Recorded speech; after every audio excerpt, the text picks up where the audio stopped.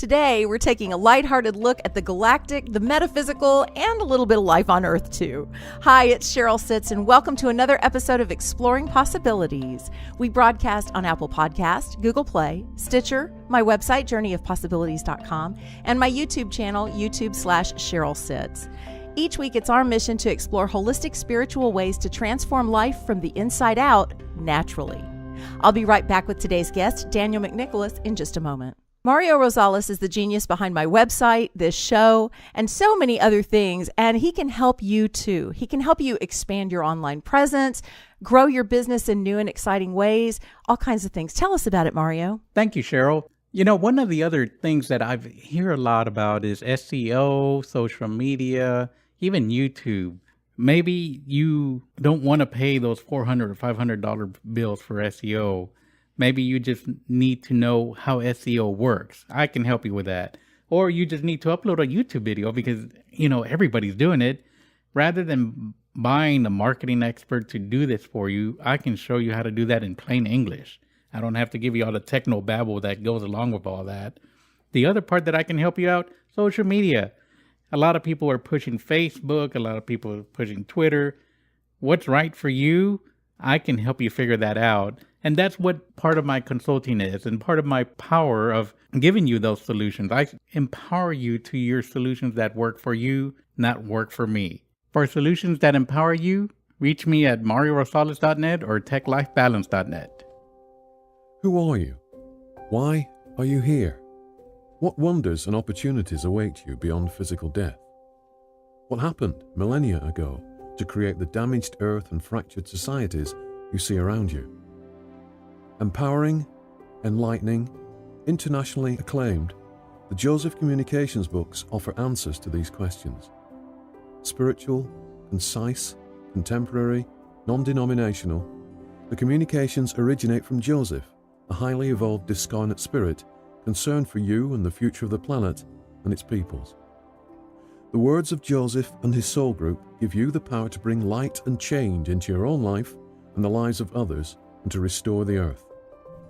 Available in paperback, ebook, and audiobook formats, the communications can be ordered today at www.thejosephcommunications.com and also from Amazon and other major booksellers.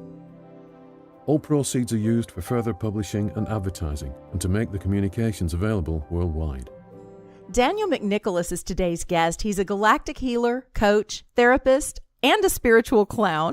He's a Pleaidian walk-in here to help lift the darkness on this planet through joy and play. Yes, it's going to be a fun interview today. Daniel works with clients individually and runs group programs. You'll find him online on the Facebook group Channeling the Cosmos. Welcome, Daniel. Thank you. I'm excited about this. I've been excited too. for a while about it, but then I forgot about it, and then I remembered, and then I got excited again. So that's good. That truly is who you are. I love it. You just gave them all they need to know about who you are. You kind of fade in and out of different dimensions and realities, don't you? Oh, well, I think we all do, but I think some of us are just more aware of it than others. And you do a real good job of being aware of it and navigating it, I think, for the most part. You've been doing a lot of earthy things, right? Haven't you been traveling for a while recently? Yeah, I was on a not 3.5 fully weeks, but a road trip. Went to a bunch of different portals, Joshua Tree, Sedona, Taos. I guess Monterey, Asilmar is a portal, I found out, and then Mount Shasta too, and Nevada City, which is kind of a vortex. So yeah, I didn't really plan it, but I realized on the trip what I was doing. Yeah. So it was really amazing. So, but being outside and being in nature and being off my phone, I actually feel grounded within it. So it's good. That is awesome. So I'm curious because different people say different things about this. Did you feel like you were there to anchor some good energies into depleted places, or were you there to receive energies, or both? Oh, that's a good question. Probably both. I mean, it definitely was a pilgrimage, which I was told beforehand. So definitely a lot of triggers and things came up along the trip, and then were healed throughout the trip. So it was like getting... the way I described it, it's like if you were a rag and you just got wringed out. That's how the trip felt for me. Wow. Like I feel like I'm wringed out and like lighter from it. Wow, and So, you just got back, so we're getting the best of the best here, aren't we? yeah, barely 12 hours back. So it's good. Wow. Well, and right before this, you did another episode of your new podcast that you and Mario are doing. I wanted to let our listeners know about that. I haven't mentioned it on the show yet, but you guys put together an Awakened Men podcast that you do each week, right? Yeah, no, it's amazing. I mean, I get to talk to Mario for an hour, which is amazing. So if anyone listens and get inspired, that's cool. But really, that's my reason to do it, because he's awesome. He's really the star of the show. I just show up, barely on time. So good thing he organizes all of it. But yeah, just men talking about just spirituality. And to me, there's no real example of what masculinity is. So it's nice to chat about it. So maybe we can figure it out, which probably not, but it's fun to try. Well, exactly. And it's kind of like what I do with this show. It's the more we can compare notes about how we are navigating through all these energies and all these shifts that are happening on the planet right now, we can all learn and grow together. So I think it's fabulous that you guys are doing that project. I want to let listeners know, so you can find that on YouTube and subscribe, because when they get enough subscribers, they can pick up the URL. But for now, just go onto YouTube and search Awakened Men and you'll find them, Mario and Daniel. Yeah, definitely listen to it. It's you a lot guys of are this. fun. Yeah. So next week's show, if you guys go check it out, next week is when they're going to be talking more about Daniel's trip. So I won't do any more spoilers on that, but I'm glad you made it back in time to talk with us. And just to kind of get some background. So from an earth perspective, from the earthy things, you're a therapist. Is that right? I mean, yes, I have a master's in counseling, and in my past life was an addiction therapist, which is amazing. It definitely helps coaching and healing that I do now. I don't agree with a lot of what psychology agrees with, like mental health disorders and a lot of that indoctrination. So I pulled myself out of it because it just, didn't resonate with me. Like a lot of it's, let's just say a lot of it it's based in the medical model, and it's based on giving you prescriptions and all these different things. So I don't view mental illness as an illness. I view it as a superpower that's waiting to be unlocked. So kind of like if you became Spider-Man and you didn't know what to do, you needed someone to train you to use that superpower. It's the same thing to me. I love that. A superpower. I feel the same way.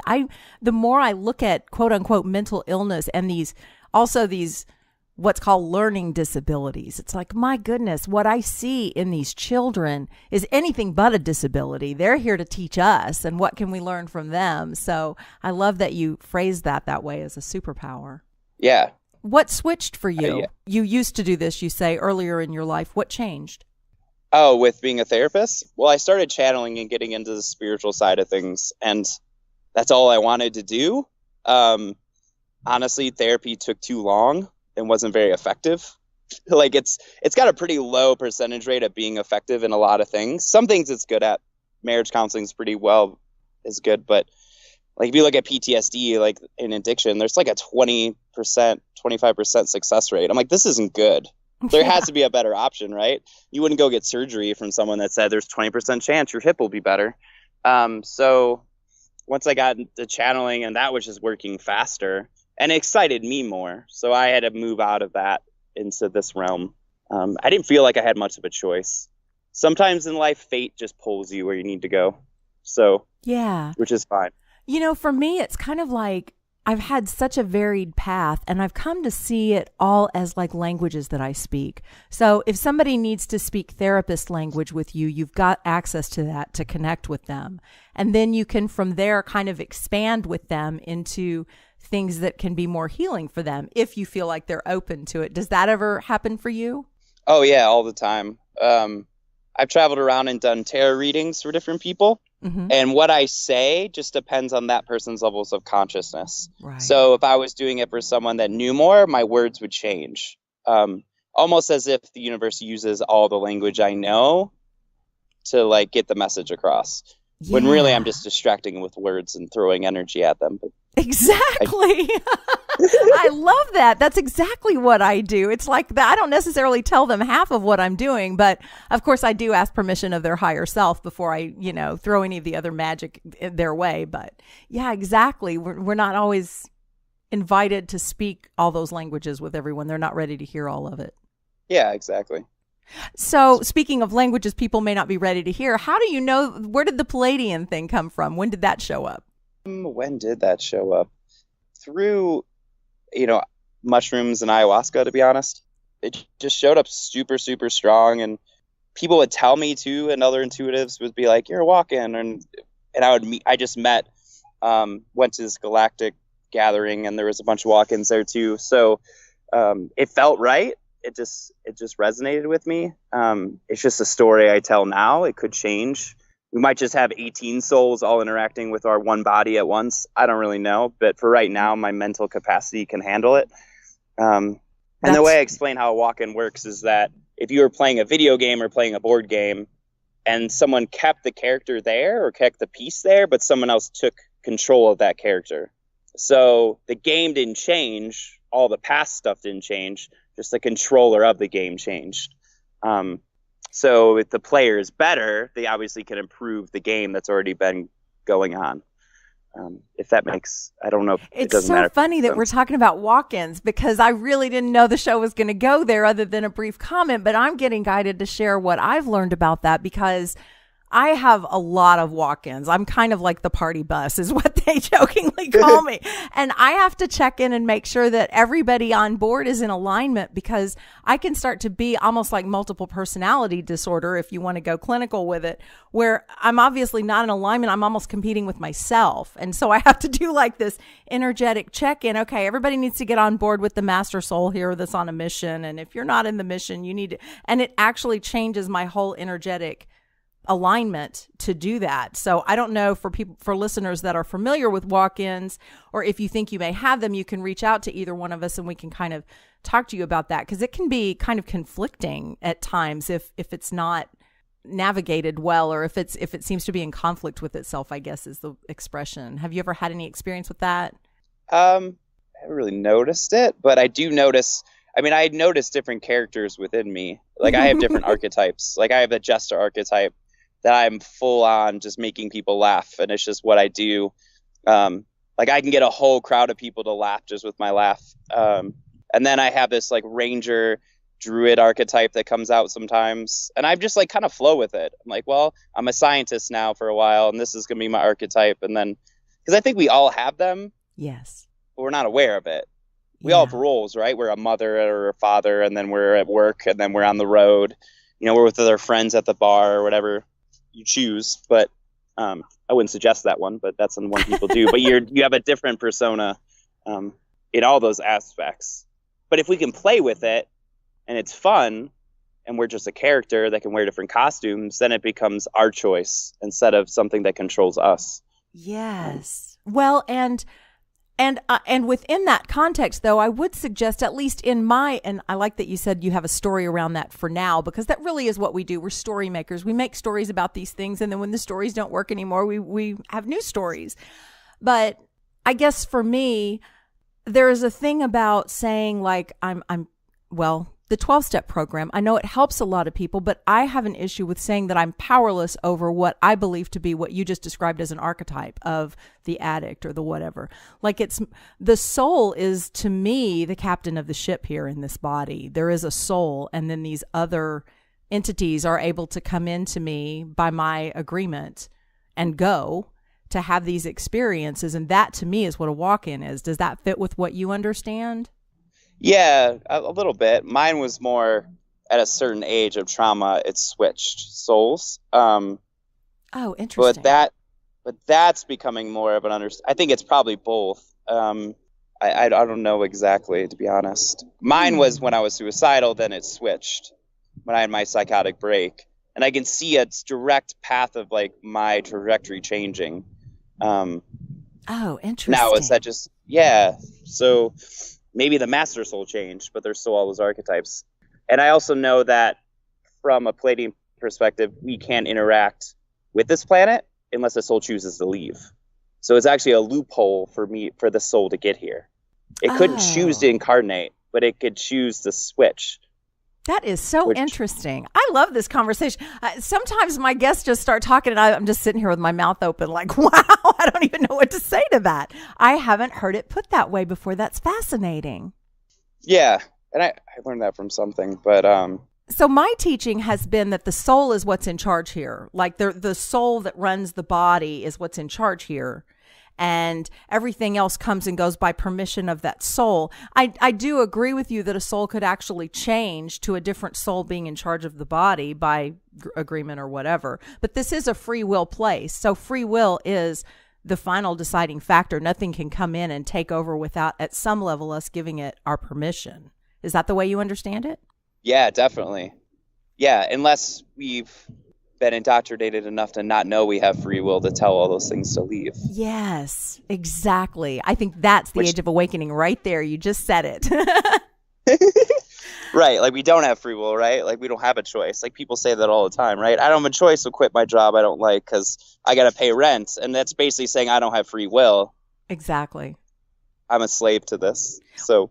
Well, so much of the awakening process is realizing all the choices that we didn't know we had. At least it's been that way for me, you know. I didn't know I could choose a different life within this same society as what everybody around me is living until I started doing it. And I went, well, that really wasn't all that hard after all. But we think we can't afford these things or we can't go do these things. And once we change the rules of the game, the whole game shifts for us, and we can do that within this society and create our own way of life, right? I mean, you've really done that. Yeah. I mean, now I'm just feeling some sadness just thinking of all the people that are stuck in those places. Yeah. Which is my motivation to keep on being free. But yeah, I just want people to be free and know that they're sovereign beings, and whatever that means to each person, right? Yes. You know, for me, I'm in like polyamory and, you know, I want 100% freedom. And that's kind of this alien being part of me, like wants to be able to do whatever I want. But like we're talking about my trip, like I went on a 3.5-week trip and, you know, I have the freedom to come back when I want. And I come back with $20 and then I make some more money and I go do what I want. So like I can choose my own way of living.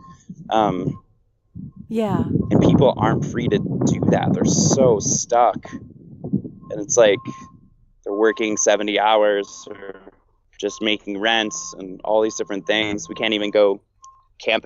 I'm sitting in a open grassy area and people can't even just like set up a tent here. Like it doesn't make sense to me.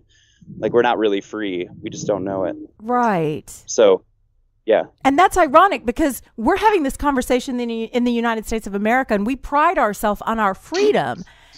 And yet, you know, how many people that are listening are in debt? How many people that are listening are stuck in jobs they don't like or want? How many people that are listening really haven't embraced what freedom can look like? And it is for all of us to define what that means for us and to find a way to create that within a structure that may not be so supportive of it. I mean, it'd be really, really smart of a country that decided to enslave all its citizens without them knowing to tell everyone how free they are.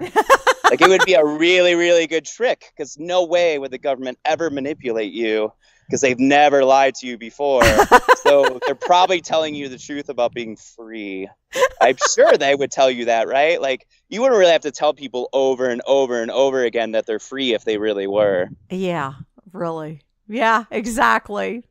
Well, now this show's going on the political radar. If we weren't already, I'm sure we just went there because we used some buzzword or another that got somebody listening. I'll offend half of your people. Yeah, fine.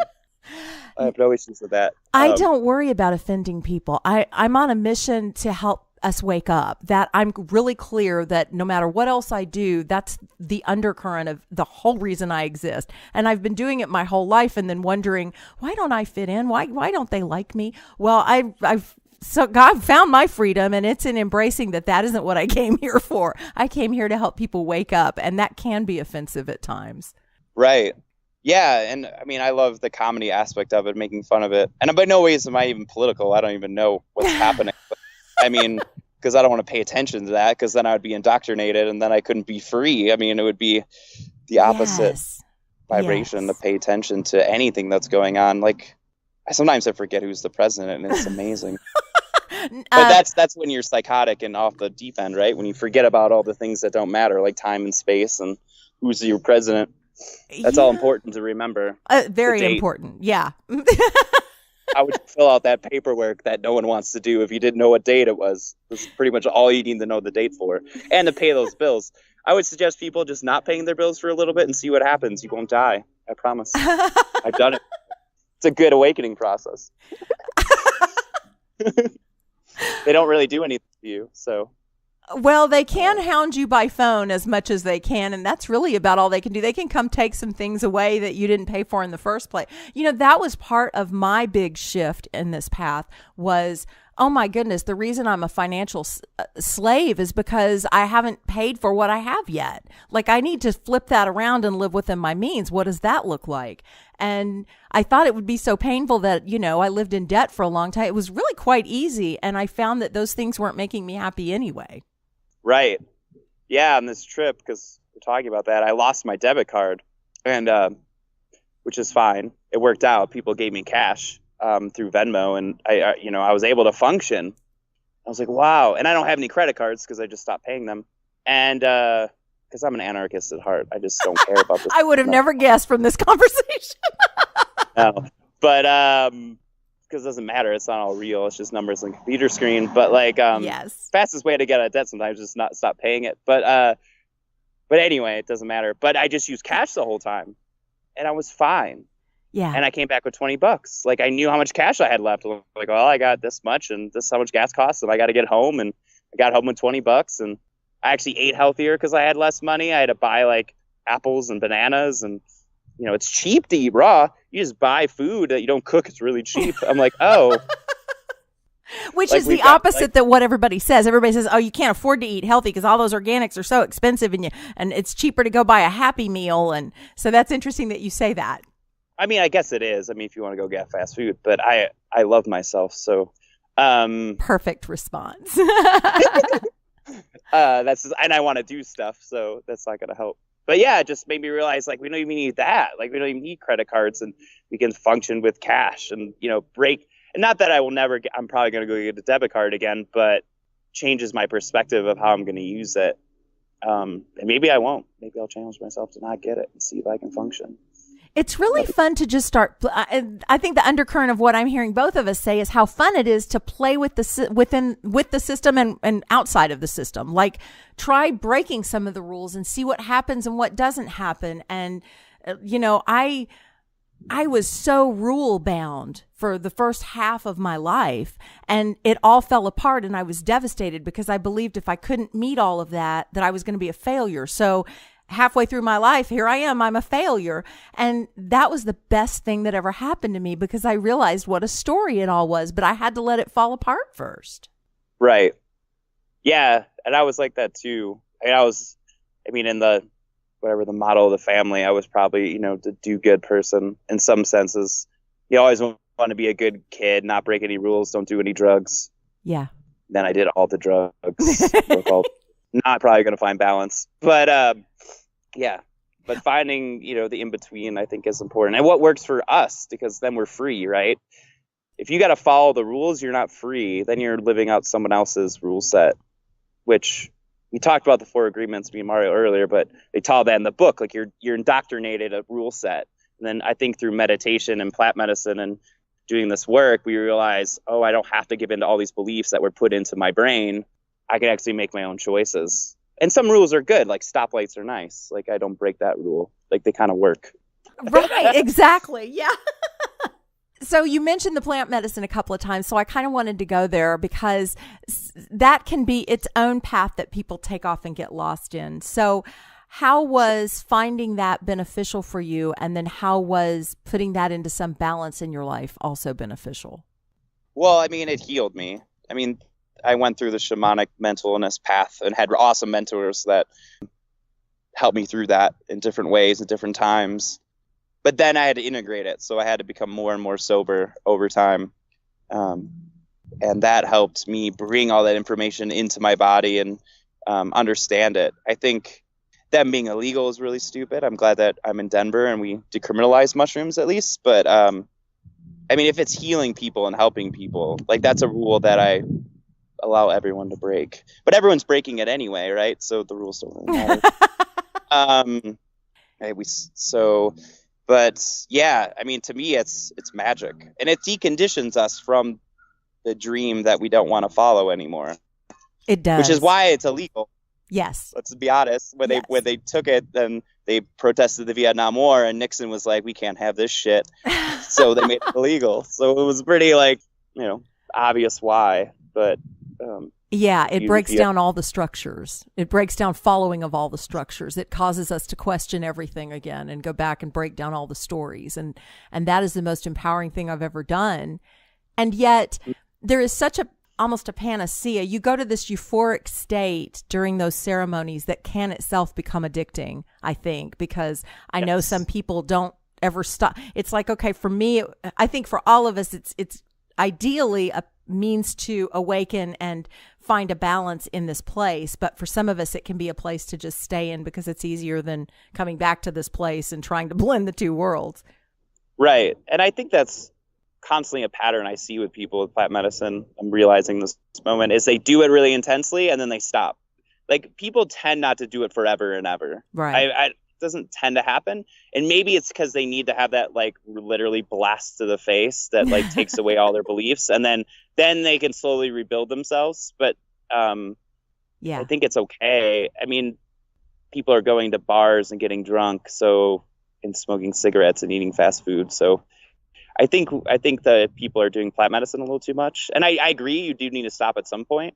I did, but it wasn't like I needed to make myself. It just kind of happened. Right. Like the medicine started telling me to stop. So it was the medicine itself helped me to stop. Yes. Like LSD was, I don't think you need to take me anymore for a while. And I was like, okay, cool. Yeah, I pretty much reached the same conclusion. It was like, I just feel like this isn't I honestly haven't even been drawn to do it for quite a while. So it wasn't even a conscious, I'm stopping this now, or it telling me to. It was just a moving away from it because I became so much at peace with everything the way I now understand it to all fit together, or not to fit together, however you want to look at it, that it's like, I don't need to move into that space anymore. I haven't made it wrong. I can go back anytime. It just right now, I think it can become something that can help us create the world we want right here without being in that space, ideally. Right. Yeah, the idea is to bring that ceremony with you every day through meditation or dancing or whatever that is, right? Or some kind of ritual. I mean, exactly. That's very powerful, so how which do you I do resisted that? for so long. But. So how do you do that? How do you bring the best of what you see in those ceremonies and meditations into your daily life? What are your practices that work for you? Well, I just meditate and dance. I do the things that make me feel good. I don't know. I mean, I do know. I mean, that's what I do. I do my passions and know the universe will always take care of me, to the point where I get given money like for nothing. Yes. So like I'm always taken care of. I only got home from this trip because someone gave me $100. They just said, I want to give you money. And I was like, okay, go get it. Like it's up to you. But following those passions and following your flow and just knowing you'll always be taken care of. And it doesn't mean you'll have a 401k and all this BS that doesn't really matter. But unless you want that, obviously, if that's your path. But just doing and living like you're in a ceremony. So in a ceremony, if everything's perfect and everything aligns and you're exactly where you need to be and everything that people say is exactly what's supposed to happen for your highest healing, then everywhere you go in your life is the same thing. It's not separate. So that even when the guy cuts you off in traffic, that's perfect, because then you might get there a little late and you might meet this perfect person. Like everything is just like a ceremony. Like it's all that magical. But people go, well, in ceremony I can channel beings, but in my real life I have to do my taxes, in this weird way. But maybe doing your taxes is even perfect. Especially when you're lying on them, which is a high spiritual practice. So because we all do it. Well, let's jump back to the channeling piece for a minute, because I want to touch on that some more. So I have come to understand. I used to think, well, I wish I could channel. All these people channel, and I wish I could channel. I think I've been channeling. The more conscious I become of that and bring that from ceremony into reality, the more I realize I've been channeling my whole life. I just didn't realize it. So Right. that's kind of what you said too, right? How did you become more aware, and how do you know the difference between when you're channeling and when it's just all coming out of your head? Well, when I don't know what I'm going to say until I say it, it's usually a good idea. Which I think there's no difference. It's just like a blend. It's kind of like the walk-in thing we talked about. Like as someone's walking in and sharing information through this body and then walking away, it'd be like it'd be like a telephone and someone just getting on the phone and sharing some more information and then getting off the phone and giving it back. So I think everyone can channel. Like I love teaching people to channel more than I actually like channeling for people right now. It excites me more because I think the consciousness is at a high enough frequency that everyone can tap into that. And you're channeling for yourself, but then you can do it every day, right? You don't need me because I got other stuff to do, like juggling. So I don't really want to you'd have to need me. So, yeah. And I think people channel through music, people channel through dancing, people channel through painting, people channel through words. I mean, you can bring other beings in, and there is that aspect to it. Now, is that just a story we're telling, or is that just part of our soul? I don't know. But I mean, I can rhyme. Like the thing when I was doing that comedy, that wasn't planned. You know, when I was talking about the freedom thing, that comes through. Those are all aspects of my soul coming through that are all different. So for me, it's not like I'm just a channel and a comedian and a clown and then a healer and a therapist. Like I'm all of it combined. And it all just comes out in different moments. So, and my master soul is Omega. So that's like the group of beings. I didn't know that, but they're telling me to say that. And they're from the Pleaidians. So that's where that's where I'll go back to once I'm done with this shit. Can I say that on here? I didn't know. Hey, we own the show. You can say anything you want to. Good. Sometimes I was saying this to a lot of people. The only thing that gets me through this life is knowing the shift will be over at some point, and I'll be able to go back. Yeah, and that's okay. You know. Yeah, and the irony is, by the time the shift's over, then it's going to be so wonderful. We're going to forget why we wanted to go back in the first place. Right, and we're going to be like, oh yeah, I want to go back to work now, and you're like, oh no, I want to go back home.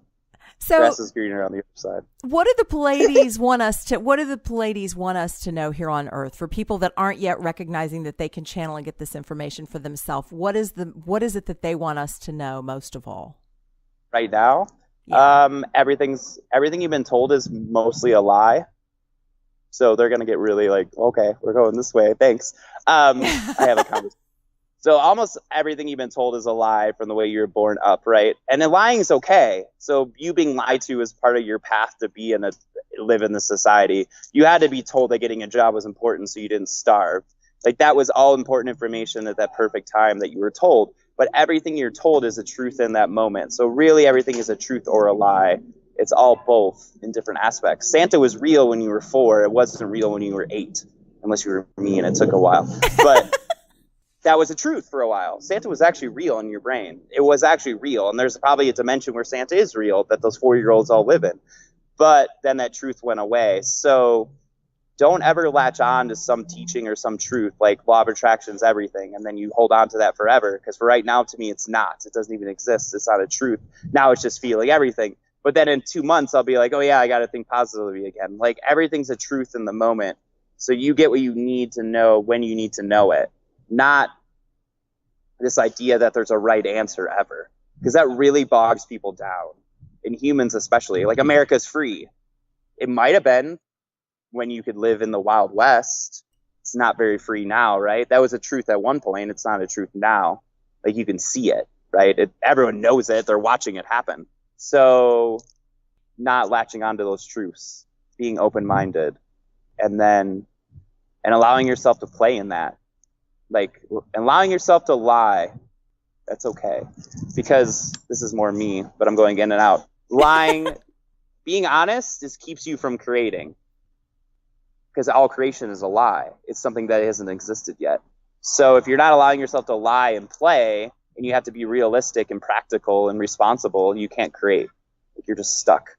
So this idea that telling the truth is always the best thing is not actually true. Sometimes you need a lie. That's sometimes in the highest good. So yeah, I'm sitting here and I'm thinking, wow, okay, we got everybody spinning like tops now. Good. That's part of what I do. Is that where Rainbow Macka Sunshine came from?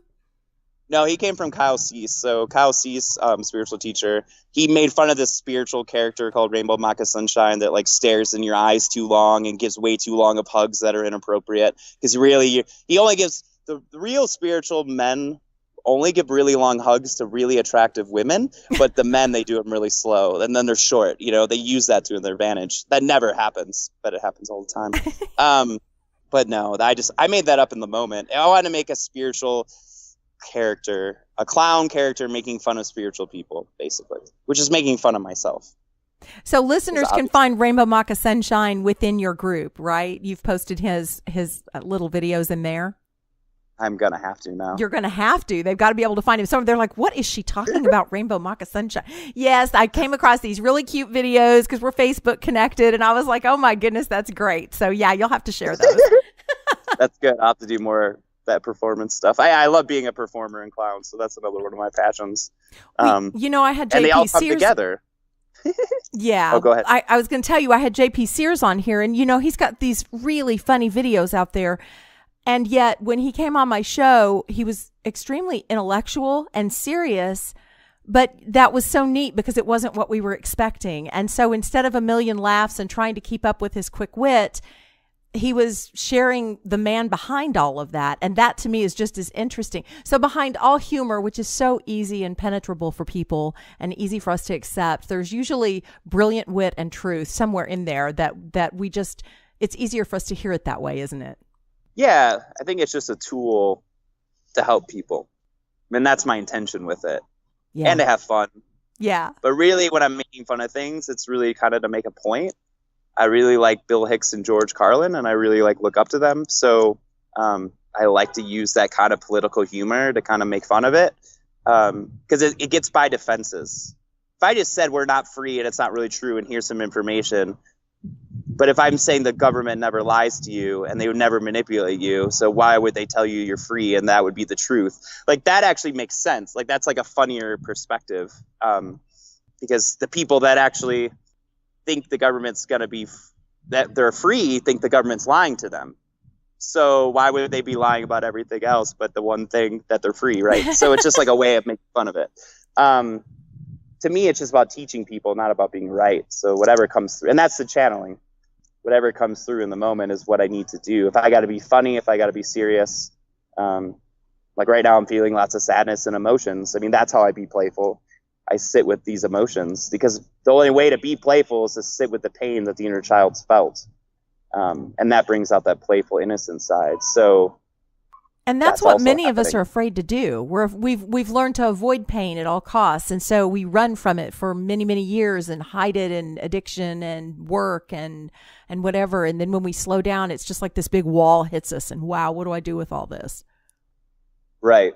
Yeah. I mean, that's happening right now. And in my growth, I mean, I usually go hide when I feel this way. And I'm canceled on Mario. I'm not feeling good. I'm not going to do this podcast. But now I'm learning that I need to show up in the pain. So that's actually my growth. Because I can sit and meditate with pain all day. That's easy. But to feel this lump in my chest, while being on a podcast is growth. So, yes. And that's playing things, right? Sometimes you sit by yourself. Sometimes it's all the truth is always different in each moment, which is beautiful. Yeah, I like that. That's a good quote. I like that one. So you mentioned that you like to help us learn to channel. What else? How else do you work with people to help us navigate this shifting planet? I mean, usually being in the energy helps people become minimal and live their own lives. I think I had this realization, and I like people to dream, and that I was living out. I realized that a lot of my dreams weren't my own. And it was I almost bought a house and all these things. And I was finally got to the point wow, these aren't even my dreams. So helping people find out what they really excites them really excites me. And just having them do it with no business coming back. It will, you'll be supported somehow. But helping people follow their excitements and passions, because that makes you free. The more you can do the things that make you happy. Because I wake up every day happy to wake up. Like, there's no part of my life I really dislike at this point.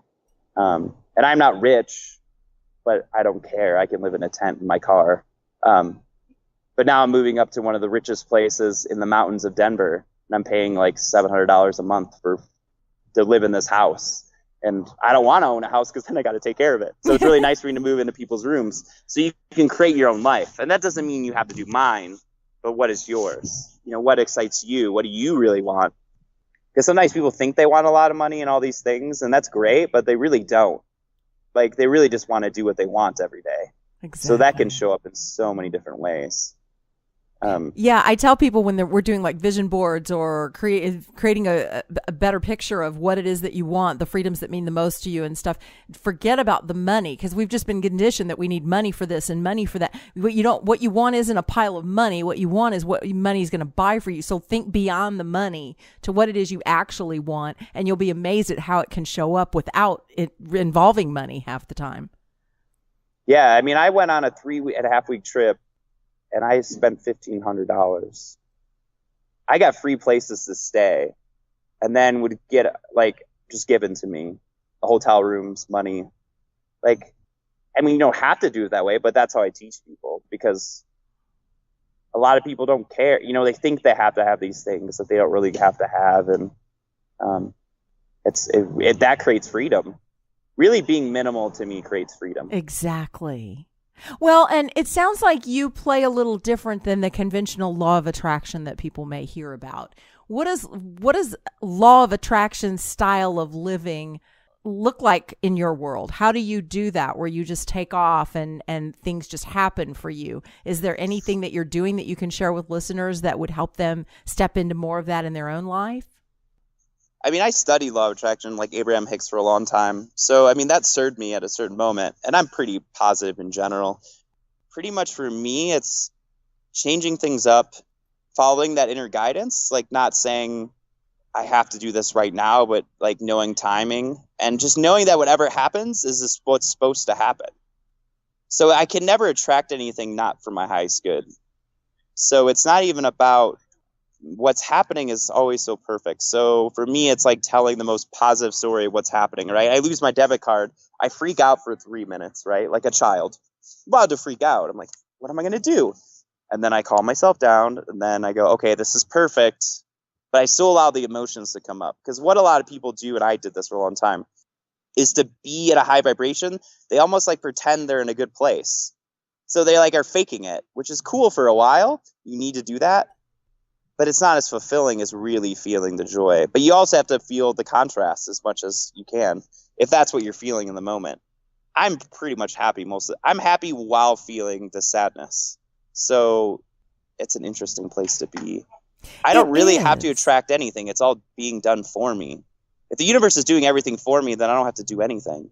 That's really the basis of law of attraction. It's just going to motivate me when I need to be motivated. It's going to have me chill when I need to chill. We make it like a homework assignment. I've never said this before. Like, I'm going to get my vibration up. This is my universal homework. And that's fine for a while, but you can just meditate for 2 hours, and that's all you have to do. And then probably things will work out. Well, and laughter, if it's not faked and forced, natural laughter and allowing the joy to come through is the highest vibration, just love and laughter. And we block ourselves from that with all this other stuff that doesn't even matter, right? That's just kind of the irony of the whole thing. I mean, I can force joy through. I mean, sometimes that's what I need to do. It's actually a way of healing. Yeah. I mean, if you don't let yourself allow you to feel the sadness, anger, and all the pain, you're not going to feel the joy either. Yes. Like you can't block one without blocking the other. So that's why you see a bunch of numb people. I mean, I look around the world and a lot of people, it's a Wookiefoot quote, who's a band you can look up, but everyone looks dead in the eyes. Like, people look dead, like, to me, and it makes me sad and frustrates me and angers me, which is why I want to be clowning all of them and make them laugh so they actually feel alive for a second. Because people literally are like zombies. And if you're looking at a cell phone all day and eating fast food, like, you're literally being poisoned and drinking fluoride. Like, no wonder you look like a zombie. You literally are creating a zombie within you. So yeah. That's a powerful statement. And I hope somebody hears that might not have recognized that before, that if we pursue blindly this life that we're prescribed and programmed to when we come in, then we become zombies because we aren't questioning anything. We've forgotten it's supposed to. I literally looked at a client last week and said, where is the joy in your life? Like, she was making it all work. There was no happy anywhere. It's like we've forgotten that that's actually okay, that we can actually come here with the purpose of being happy and still do good, right? Right. I mean, you're not going to do any good without being some sort of joyful some of the time. Or no one's going to want to be around you, which is not going to help you help people. Right. Because at some point, I mean, you can be sad some of the time and angry, but sometimes I meet spiritual people and they're always in a process. And I'm like, I don't ever want to hang around you. Yeah. I was like, you just laugh sometimes and joke about what's happening and like play catch. Like, are you literally in a process 90% of the time? Like, I just don't want to be around you. Like, I just don't. And it's not even it's kind of a judgment. I guess it is. And I'm not saying like, it's probably my trigger because I've done it, but like, give it a rest, right? Like, I just got to go somewhere else where people are playing. Yeah. Like, I go to spiritual retreats and just play with the kids because at some point of 3 days of processing, I'm freaking just want to play. Exactly. Dance or something, right? Enjoy this material experience. Make love with someone you just met or whatever you want to do. I don't know. But yeah, it's funny. That's While great. I'm in a sad, depressed place. So I'm like, I'm in a process, but I'm going to judge everyone in a process. That's our human condition. We're good at it. I'm super good at it. I got a superpower called judgment, and I've really, really worked on it. I've cultivated mine my whole life too. Yeah. Well, this has been fun visiting with you, and I hope that people will reach out and find your Facebook group, Channeling the Cosmos, and connect with you and play, and remember that joy can be healing as well. And is there a parting thought that you'd like to leave us with today before we wrap up? Yeah, I guess about judgment and comparison. So I had this realization that the only way I can make a good decision is by judging and comparing.